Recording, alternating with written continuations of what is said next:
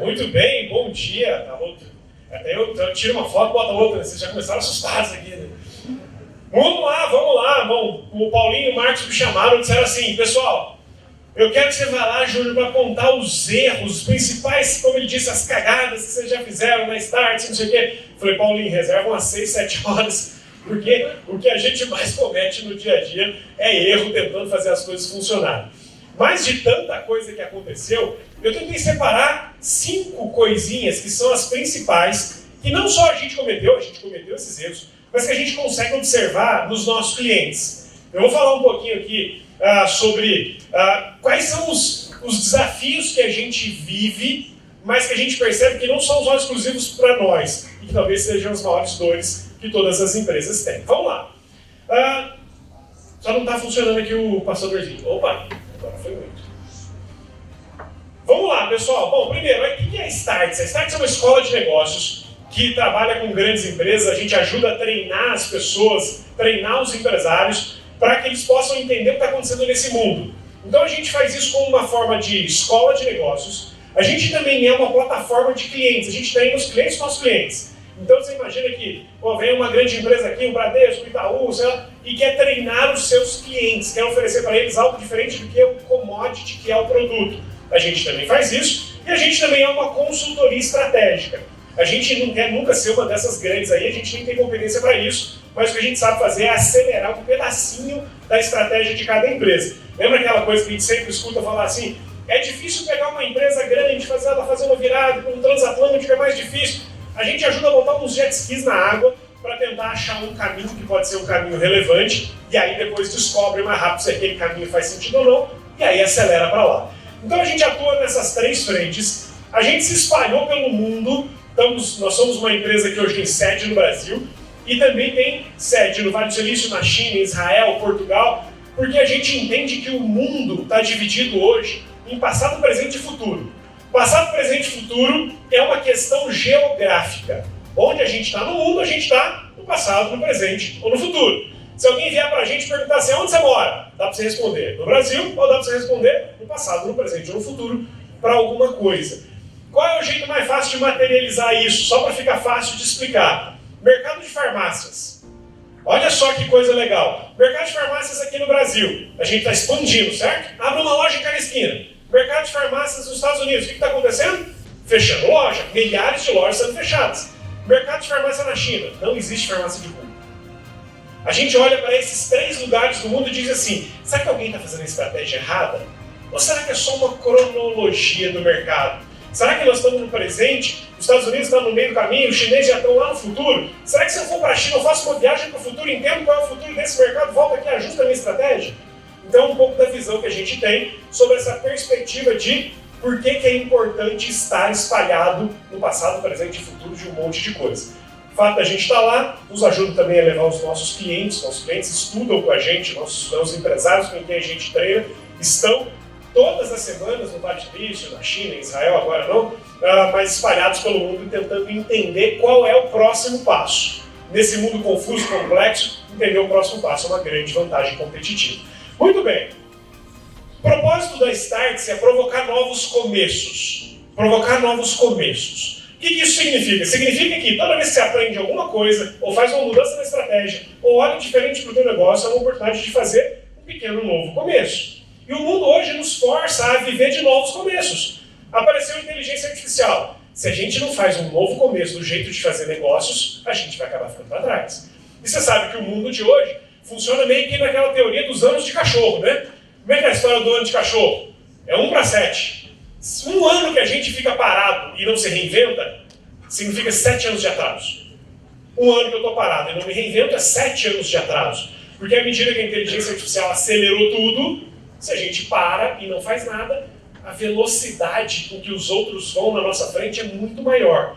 Por isso, sempre que a gente traz algum conteúdo novo, uma oportunidade de fazer uma consultoria, um treinamento, levar alguém lá para fora, a gente entende que isso é uma oportunidade de fazer um pequeno novo começo no negócio, na estratégia, na visão, no futuro, e por aí vai. Para a gente entender um pouquinho de onde vêm esses conceitos todos que a gente utiliza, eu escrevi um livro chamado Organizações Infinitas, que fala justamente sobre a perpetuidade dos negócios no tempo. É óbvio que um negócio não dá para ser infinito, né? Infinitude é uma ilusão, uma utopia. Mas ele pode durar para sempre, de novos começos em novos começos. Começa aqui, muda, continua, muda, continua, muda, continua, muda, evolui, e assim ele consegue chegar lá na frente. Escrevi um outro livro também, que é esse aqui da esquerda, junto com os fundadores do Airbnb, do Spotify, de outras grandes empresas ao redor do mundo, que criaram, de alguma maneira, novos começos nos seus mercados.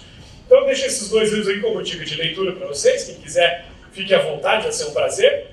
E vamos lá, de fato, agora para o que interessa. Como eu disse, o Marcos e o Paulinho vêm aqui falar de erro, vêm aqui falar de não sei o quê. Tem um monte de gente boa que vai vir aqui falar sobre as coisas que funcionaram, as coisas que não funcionaram, e eu separei 5. Só que, entre as coisas que funcionam e que não funcionam, a gente tem que colocar sobre perspectiva o que é um erro. O que é errar? Errar é diferente de fracassar, né? Errar é um processo natural da tentativa de fazer alguma coisa diferente. Talvez o presidente americano tenha falado a melhor frase que ajuda a definir o que é um erro. A única pessoa que não erra é aquela que não faz. Não quer cometer erro, então não faz nada. O único jeito de não cometer erros é ficar parado e não fazer nada. Só que o ato contínuo disso é estar preparado para errar. E aí as empresas falham nesse processo. Porque uma empresa quer ser inovadora, mas inovar pressupõe que pode dar errado. Só que toda vez que a gente julga o erro, a gente condena o processo de inovação. A gente vai olhar e vai dizer assim, meu Deus do céu, a Lili tentou fazer diferente. E o que deu? Demitiram a Lili. Quem mais vai querer tentar alguma coisa diferente? Porque o erro ele é punido. Ele não é transformado numa oportunidade de aprendizado. Todo erro que vira um aprendizado é um erro válido. Todo erro que não vira um aprendizado é perda de tempo. Aí a gente se colocou num lugar muito difícil. Então vamos lá. Entendendo que erro faz parte do processo e que só não erra quem não tenta, quais foram os maiores erros que a gente cometeu lá na Startse e que a gente percebe que são os erros também que acontecem nas empresas por onde a gente passa? 5 erros e um acerto. Erro número 1. Proteger a cultura. Tem que proteger a cultura das empresas. Toda vez que a gente não protege a cultura das empresas, a gente se coloca numa posição de muita fragilidade. Cultura não é alguma coisa que a gente, um manual que eu entrego para as pessoas e digo para as pessoas seguirem. Cultura é aquilo que se vive no dia a dia, que em algum momento a gente documenta para dizer, olha, esse é o manual de condutas que a gente quer ter. Só que toda vez que a gente se descuida da cultura, por qualquer motivo que seja, a gente se coloca numa posição de muito risco, de muita fragilidade. Lá com a gente aconteceu assim. Em algum momento da história, a gente precisava acelerar muito o negócio. Precisava crescer rápido. Tinha muita oportunidade, a gente tinha acabado de pegar dinheiro, né, de pegar o Pátria, que é o nono maior fundo de private do Brasil, do mundo, investiu lá na gente, botou 75 milhões na empresa, e aí a gente olhou e disse assim, dinheiro não é para ficar no caixa. Por mais que o juro esteja bom, né, Marcos? Dinheiro não é para ficar no caixa rendendo. Dinheiro é para fazer a empresa crescer. Se não for para fazer crescer, não faz sentido tomar dinheiro e entregar equity. Só que na hora que a gente pegou dinheiro e foi tentar acelerar o negócio, a gente baixou a régua de contratação. Do ponto de vista de tem que ter muita gente, então eu preciso contratar rápido. Se eu não contratar rápido, eu não chego onde eu quero. E aí não faz sentido esse dinheiro parado aqui dentro do caixa. E aí o que aconteceu? Problema de cultura. Eu digo que a Startse teve 2 momentos na história em que teve muito risco de dar tudo errado. Muito risco de quebrar. Um deles foi na pandemia, que aí foi para nós todos, né? Na pandemia todo mundo teve um risco maior ou menor de quebrar. E o outro foi na crise de cultura, que foi depois da pandemia. E quando eu coloco os dois do lado, onde eu tive mais medo de quebrar foi no risco de cultura. Porque uma vez que a gente falha em gerir a cultura da empresa, uma vez que a gente começa a olhar para as pessoas de um jeito diferente, lá na Startse a gente tinha um conceito de que assim, eu não quero que você venha trabalhar comigo, eu quero que você venha empreender comigo, nós somos uma casa de empreendedores. Só que na hora que você não traz as pessoas que estão alinhadas com os seus valores, as pessoas que enxergam e querem a mesma coisa que você, aí a coisa começa a ficar ruim. E ali a gente teve que resgatar coisas que a gente tinha no ano passado e perdeu nesse momento. Eu sempre digo que a gente foi igualzinho criança quando ganha doce. Nunca teve dinheiro para poder crescer muito rápido, tinha que fazer sempre o seu dinheiro. Quando pegou o dinheiro, você não usou todo. Foi mais ou menos o que aconteceu. E aí, quando a gente olha sobre essa perspectiva, a gente aprendeu que, com os valores que a gente tinha lá atrás e que tinham ficado meio guardados na gaveta, que entre performance e cultura, escolha sempre a cultura. Entre performance e cultura, escolha sempre a cultura. É melhor passar 2, 3 meses com a receita baixa do que deixar a cultura consumir a empresa aos pouquinhos. Cultura ruim é igual cupim na madeira. Você não percebe que está lá, mas uma hora você pisa e o chão afunda. Uma hora você pisa e o chão afunda. Então, lição número 1. Proteja a cultura a qualquer custo. Nada pode ser mais relevante do que a cultura. Nenhuma venda, nenhum resultado é mais relevante que a cultura. Vai ser legal hoje, no curto prazo, mas vai tombar depois da manhã. Muito bem. Erro número 2. Diversificação de receita. Meu Deus do céu. Quando as coisas estão funcionando, a gente não olha muito para isso, né? A gente está vendo, a empresa dobrando de tamanho. Aí no outro ano triplica de tamanho. Aí no outro ano dobra de tamanho de novo. Você vai parar para olhar para trás e dizer assim, será que eu tenho um problema estrutural aqui nesse negócio? Normalmente a gente não faz isso. Normalmente a gente está olhando e diz assim, está crescendo, está dobrando, triplicou o tamanho, cresceu, dobrou de novo. E aí o que você pensa? Cara, tá tudo certo, não tem um problema aqui. A grande questão é que o mundo hoje funciona meio que naquela lógica do cisne negro. Quem já leu esse livro? A lógica do cisne negro. Quem não leu, sai daqui, passa no shopping, compra e lê nesse final de semana. Porque o que está acontecendo no mundo hoje é que toda hora aparece um cisne negro diferente. Qual que é a história da lógica do cisne negro? Acreditava-se no tempo que só existiam cisnes brancos. Ninguém nunca jamais tinha visto um cisne de outra cor, a não ser cisne branco. Até que em algum momento os exploradores lá no século XVII saíram navegando, chegaram numa ilha na Austrália e quando desembarcaram por lá, avistaram um cisne negro. Quando eles avistaram aquilo, tudo aquilo que se sabia sobre cisnes até ali foi reescrito. Ninguém estava preparado para enxergar ou para ver um mundo onde existia um cisne negro.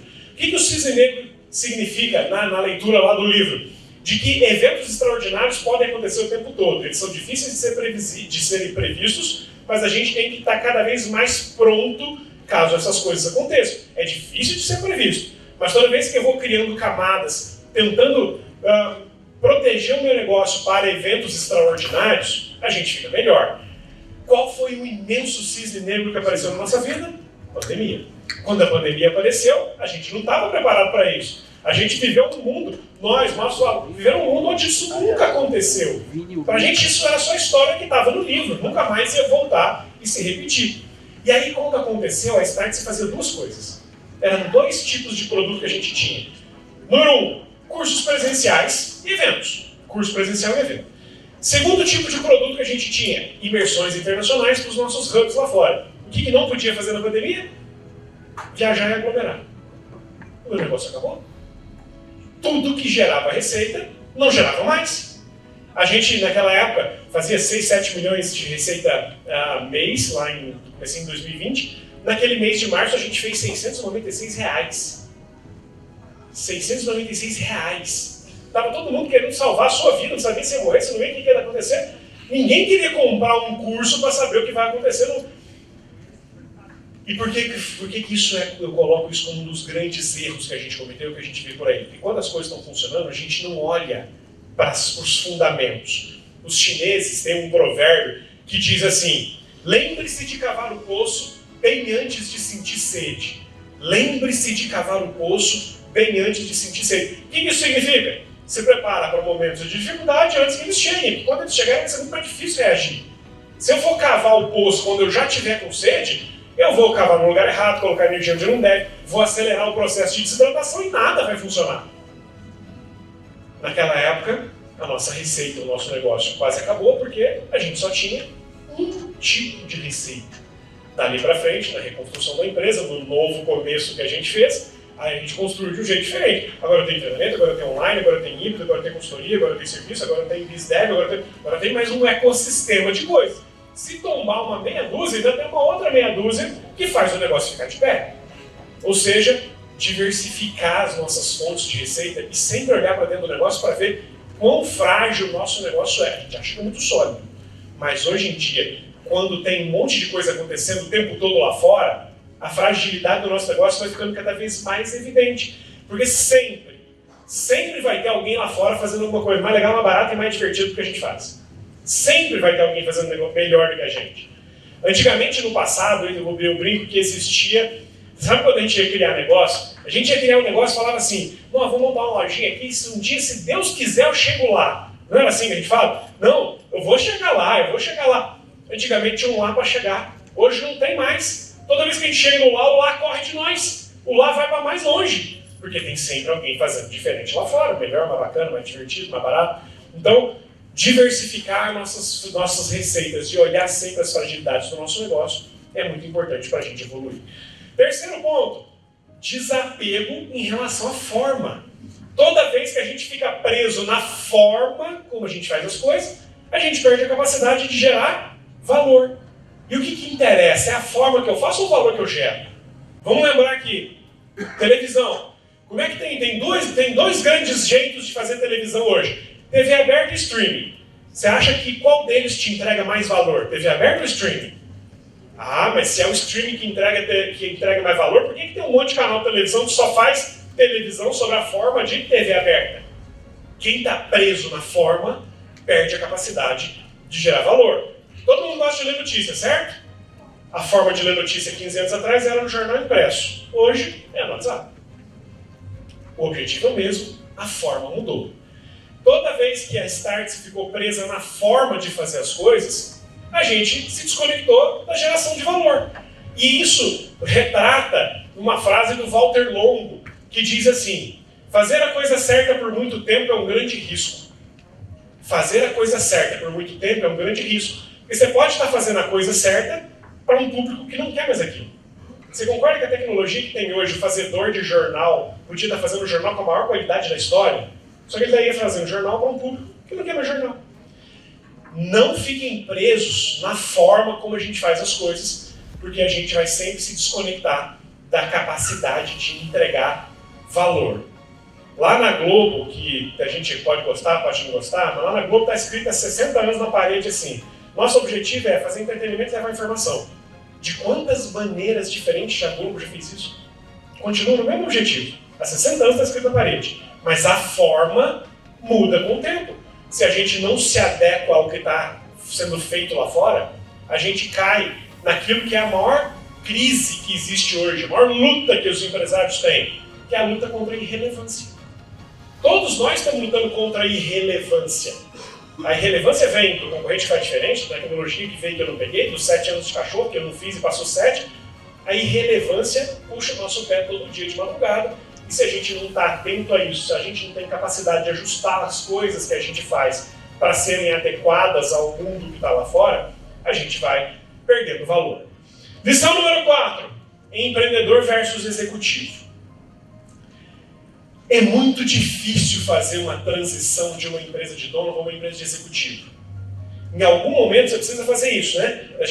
Quem queria uma empresa, vira uma empresa de empreendedor, você quer resolver tudo e tudo, não sei o quê, e aí você traz o executivo para trabalhar contigo, e aí acaba não dando certo, você também tem paciência de fazer, e aí a função dele fazer, mas você vai lá e enfia a mão no meio e resolve, e aí você também tira a capacidade dessa pessoa de ganhar autoridade, a gente não dá tempo para que as pessoas tenham tempo para chegar onde precisa chegar, e aí a gente entra nessa confusão de: será que eu vou ficar sempre preso nesse negócio aqui? Será que se eu sair esse negócio acaba? Eu brinco que é a síndrome da caverna do dragão. Lembra do desenho da caverna do dragão? Caverna do dragão, você sempre vê a saída, mas nunca sai. Não é assim? Eu cheguei na roda gigante, meu Deus do céu, é a cadeirinha número 2. Você vai sentar na cadeirinha, o Vingador te puxa para trás.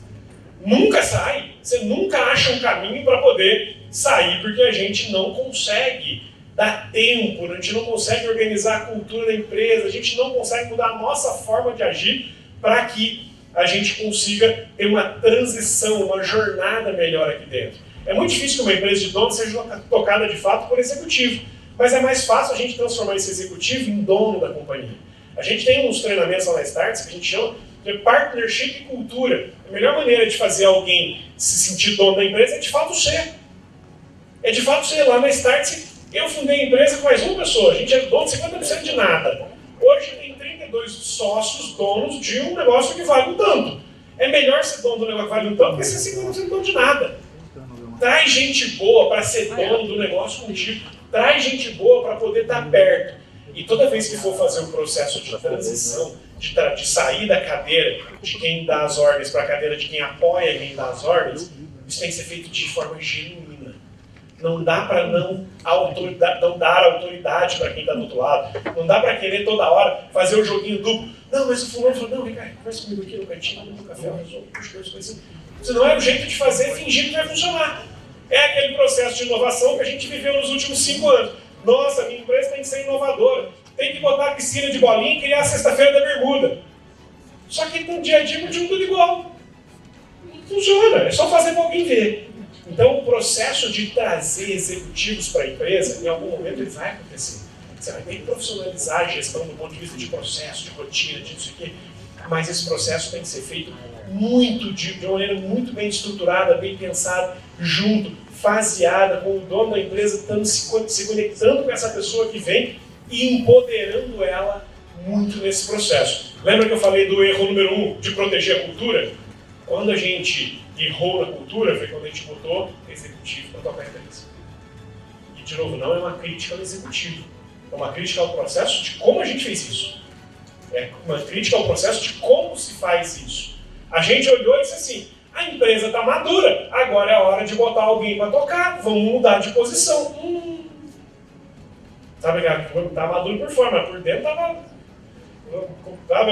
banana verde, na hora que mordeu, apertou tudo na boca. Não funcionou. Ou seja, essa conexão entre empreendedor e executivo, a transição de uma coisa para outra é muito difícil, porque ela traz mudanças no dia a dia, mudança de comportamento, mudança de atitude, mudança de incentivos. É preciso cuidar muito quando a gente for chegar nesse lugar aqui para poder fazer essa gestão. E talvez o número 5, perder é diferente de ser derrotado. Parece que as duas coisas chegam no mesmo lugar, mas é muito diferente. Perder é quando a gente perde para a gente mesmo. E perder para a gente mesmo é muito doído. Perder para a gente mesmo é uma coisa que machuca. Porque você olha quando a coisa deu errado e diz assim, mas deu errado porque eu não me esforcei um pouquinho mais. Faltou o quê? Faltou cliente, faltou dinheiro, faltou tempo, não faltou suor. Aí é muito sofrido. Quando a gente é derrotado, é diferente. É que o outro fez melhor que a gente. E aí tá tudo certo. A gente fez o nosso melhor. Fizemos o máximo que a gente podia. Mas eles foram melhores ainda. Tá tudo certo. É diferente. A gente aprende onde a gente errou, vai mais forte para a próxima etapa. Mas perder dói muito. Lá na Startse, às vezes em que a gente perdeu, ao invés de ser derrotado, foi quando a gente não se esforçou o quanto poderia. E a diferença entre fazer mais ou menos e se esforçar o quanto deveria está muito no alinhamento de cultura, está muito no comprometimento, está muito nos incentivos. Gente, não dá mais para a gente achar que vivemos num mundo onde todo mundo da empresa trabalha para deixar o dono rico. Não funciona mais assim. Todo mundo que faz um esforço precisa receber parte da recompensa desse esforço. Senão existe uma desconexão muito grande. Você vai olhar para alguém e vai dizer assim, meu amigo, está dando errado aqui, olha esse curso, olha esse evento, olha isso aqui, eu preciso que você faça mais um pouquinho, dê um pouco mais de energia, venha no sábado, fica até mais tarde. Essa pessoa vai olhar e vai dizer assim, tá, mas e aí? Que benefício que eu tenho em relação a isso? Como é que eu ganho também parte dessa vitória que eu vou te entregar? Então, tem um arcabouço de coisas que fazem com que a gente perca, ao invés de ser derrotado. Perder muito doído. Ser derrotado faz parte do jogo. Quando a gente faz o nosso melhor, mas ainda assim não funciona, tá tudo certo. Eu digo lá pro nosso time, falei sexta-feira, um monte de coisa que não tá funcionando. Falei, gente, a gente tá fazendo o nosso melhor. A gente testou tudo tem jeito. Até produto ruim vende, vocês concordam? Uma vez só, mas vende. Até produto ruim vende. Se a gente não achou um jeito de fazer, é porque a gente não tentou o suficiente. Se a gente tentar o suficiente, a gente acha o caminho. Com a sensação de que não fizemos o que deveria, ela é muito ruim, machuca muito. Por isso, é importante olhar sobre essa perspectiva de perder e ser derrotado. E depois desses 5 erros, eu trago uma única lição. Talvez seja a maior lição que a gente precisa ter para saber conviver com todos esses erros. É ter cabeça de aprendiz. Tem que ter cabeça de aprendiz. Tem que estar na posição de ter que aprender uma coisa nova todo dia, toda hora, o tempo todo. Quem acha que já sabe tudo, dê o primeiro passo para o fracasso. Porque ao se colocar na posição de eu já sei tudo, você se coloca na posição de eu não preciso aprender mais nada. Quem já sabe tudo, não precisa aprender nada. E no mundo de hoje, você acha que tem espaço para quem não precisa aprender nada? A gente está vivendo a era da maior requalificação da história. Tudo que a gente faz é improdutivo sob a perspectiva da inteligência artificial. Tudo que a gente faz é improdutivo. Há 5 anos atrás, você passava no escritório andando assim, tinha um monte de gente no Excel, você falava, que legal, estão todos trabalhando. Hoje você passa, se tiver todo mundo no Excel, você fala, meu Deus, quanto tem produtividade. Porque esse é o mundo que está aí. E se a gente não se abre para ter cabeça de aprendiz, para estar olhando sobre a perspectiva de todo dia é dia 1, lá na Amazon, vocês já ouviram essa história? Jeff Bezos, todo dia é dia 1, porque no dia 1 a gente tem que achar o caminho. Cabeça de aprendiz, todo dia é dia 1, aprender coisa nova o tempo todo, ser sedento por conhecimento. Ser sedento. Não dá para fazer negócio no mundo de hoje sendo raso. Tem que saber das coisas, tem que ir atrás das principais informações, tem que ser alguém que busca sinais do mundo o tempo todo para que a gente possa encontrar os caminhos com mais força, com mais genialidade, com mais potência. Se a única lição desse meu momento aqui, vocês puderem guardar uma única coisa, cabeça de aprendiz. Aprender coisa nova o tempo todo é a principal solução, o principal remédio contra o que eu falei que é a maior luta que a gente tem hoje contra a irrelevância. Só o conhecimento é capaz de nos salvar da irrelevância. Eu gosto muito dessa frase aqui do Nelson Mandela e resume tudo isso. Ele diz, eu nunca perco. Ou eu ganho, ou eu aprendo. Eu nunca perco. Ou eu ganho, ou eu aprendo. O erro é uma maravilha de aprendizado que a gente pode viver numa experiência dura. Você erra uma vez e fala assim, nossa, mas que raiva, eu não vou errar de novo. Esse erro, eu posso cometer esse, mas esse aqui eu não cometo mais. Esse eu aprendi. E se eu aprendi esse, eu vou mais forte na próxima tentativa. Se eu aprendi esse, eu vou melhor na próxima tentativa. Eu nunca perco. Ou eu ganho, ou eu aprendo. Sob essa perspectiva, pessoal, a gente está vivendo, como eu disse, uma era de imensa revolução. A inteligência artificial não vai só mudar tudo. Ela vai mudar tudo e mais um pouco. Porque não é só hoje. Muda amanhã, muda depois de amanhã, muda depois de amanhã. Cada dia que passa a gente está vivendo uma revolução diferente. É como se a gente estivesse vivendo os anos 1925 do século XXI. Em 1925 não tinha nada. Em 1950 nós sabíamos do espaço. 2025, no mundo da inteligência artificial, quase que não tem nada. Daqui a 25 anos, nós vamos ter. Quem vai vir fazer palestra aqui vai ser um robô, né, Marcos? Depois de amanhã, isso aqui vai acontecer.